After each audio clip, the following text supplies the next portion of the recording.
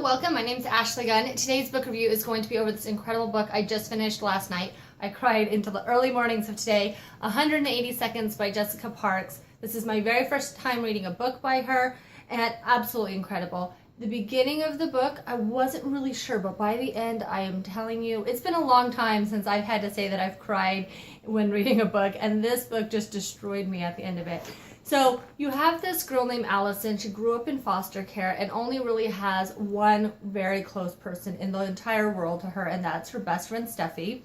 They met for about 6 months in foster care when they were in their young teenagers, I think 14, and they've just always stayed in contact. Now, Allison is in college. Her and Steffi go to separate colleges. Steffi's in LA. When Allison was a little over 16, she was lucky enough to be adopted by a man named Simon. And immediately I liked the fact that Jessica took the path less traveled with this story, because Jessica was older, and it's not typical for especially 16-and-a-half-year-olds to be adopted because they're almost 18. And then on top of that, you have a gay man who is single. At the time, he was dating someone, but they ended up breaking up over the fact that Simon wanted to adopt an older child instead of a baby. And so Allison and Simon have a unique relationship because it's father and daughter, but Allison has a lot of baggage that comes with her. She has a tendency not to trust anybody and assumes that anybody who comes into her life will soon be leaving it. The story really gets started with Allison going off to college, and she's having this internal war because she's trying to keep herself safe,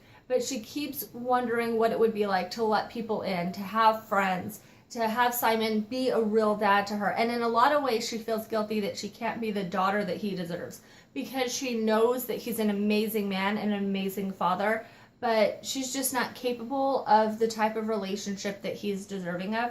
And I really like the book and how Simon and Allison's relationship changed, so it wasn't just about her in college and her friends and dating and those types of things. It also was about her learning to trust her dad and growing that relationship too, which was wonderful. The title of the book, 180 Seconds, actually comes from a social experiment that Allison participates in the book. One day, as I mentioned, Allison's kind of having this internal struggle and goes for a walk. On the way back, this woman pulls her off the street and has her participate in this social experiment, where her and this man, Esben, are going to be sitting across from each other for 180 seconds. They will not talk or any other form of communication, just stare at each other's eyes. And he has done this with other people as well. She's, I think, the last person to participate in it, actually. Anyways, at the end of the 180 seconds, they just kind of jump up and kiss each other. It's like they have this unseen force that drags them together. And then Allison gets really freaked out because that's not typically how she is. As I mentioned, she's an introvert. And she ends up running home. She tells Steffi about it. Actually, I think Steffi finds out about it because the video goes viral, and then Steffi sees it and calls Allison and is like, hey, did you want to mention something to me? Anyways, Allison gets a little upset and ends up getting drunk, going over to Esben's apartment or dorm room, and they end up talking a lot about why Esben does what he does, a lot about Allison and where she comes from, because Allison's like, why would you do that to me? Why would you try and ruin my life by putting this video up?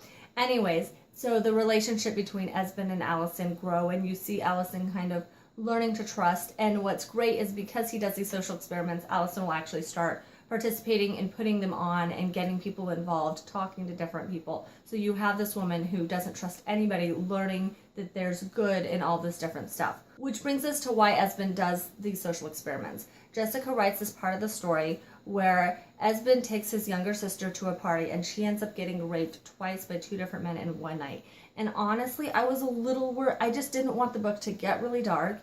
And I was like, really, was it really, really worth it to have that part of the book be so just difficult, especially because Allison doesn't have exactly a great story. And part of Allison and Steffi's story is that one day in foster care, Steffi was about to get raped, and Allison stopped that. So this happens twice in the book. One actually does get raped. The other one is an attempted rape.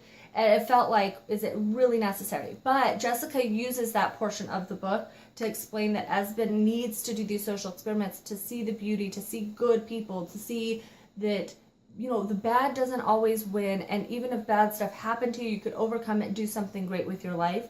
And so honestly, I got over feeling that deep, dark part of the story pretty quickly because of the way that Jessica uses the story. I don't mind things like that as long as they serve a purpose.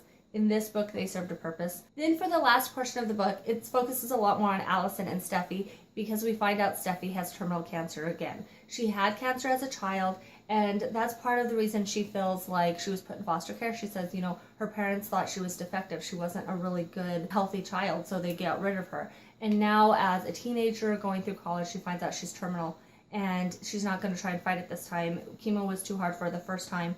And Jessica, again, takes this story a different way than I expected, because instead of Allison being there for Steffi decides that it would be better for her to fight this battle on her own, because she knows she's going to lose, and she doesn't want to put any more baggage for Allison to carry around for the rest of her life. So she's a really amazing friend, does it for the right reasons, but obviously that messes Allison up too, because she feels like she should be there for her best friend. Anyways, cried all night long, almost gonna cry right now. It was an incredible book. I will absolutely read Jessica Parks' books again. Thought it was phenomenal. There, as I mentioned, there's several different little stories, and even at the end with Stephanie and Allison's story, Esben's going to kind of be intertwined in there, and it'll take a couple of turns that you don't expect. I have to mention this phenomenal part of the book I just thought was incredible. Jessica did such a great job. Allison is talking to her father, Simon, about the fact that she feels really guilty. Steffi had talked to her while they were children, pretty much their entire lives. You only need one person. You only get to have one incredible person in your life. So Allison feels like she's the reason Steffi got sick, because she fell in love with Esben.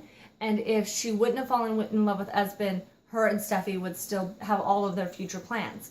So out of all of the things a father could say, he basically just says bluntly, that is idiotic. It's incredibly stupid. And Steffi only says that because she really only has Allison, and it's a way for her to deal with her baggage.